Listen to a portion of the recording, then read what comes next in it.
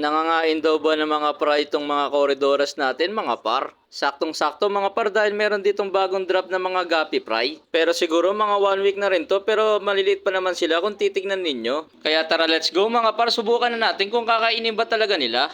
Maglalagay nga lang muna tayo ng mga 3 pirasong fry dito mga par para masubukan natin. At sa unang lagay ko mga par mukhang hindi naman nila pinapansin. Linis nga lang sila ng linis mga par at parang walang mga pakialam. Pero itong 3 nilagay natin na pre mga par mukhang nahihiya pa sila o scared ba sila kasi nasa isang sulok lang sila magkakasama. At makalipas nga ang buong araw na magdamag mga par, ito na nga nangyari sa kanila. Happy at kumpleto pa rin naman sila mga par, mukhang naka-adjust na sila sa bago nilang tank. At kung nakikita nyo nga mga par, talagang hindi sila pinapansin ng mga koridoras. Busy lang talaga sila sa trabahong ginagawa nila mga par. At sa katunayan nga mga par, meron na tayong napalaki mga gapi dito na kasama ang mga koridoro hanggang sa paglaki nila. Sobrang laking tulong talaga ng mga koridoras mga par dahil ilang buwan ko na rin itong walang water change. Nagdadagdag na nga lang ako ng tubig mga par kapag nakikita akong bumababa na yung level ng tubig. 3 times a day ko pa nga yan sila pinapakain mga par, pero tignan nyo naman kung gaano pa rin kalinis yung aquarium tank natin. Minsan sobra pa nga dahil binuboost feed ko nga sila para mabilis nga silang maglakihan. Pero wag tayong mag-alala sa sobrang pakain mga par dahil meron tayong mga koridoras na tagakain ng mga leftover foods at mga dumi-dumi.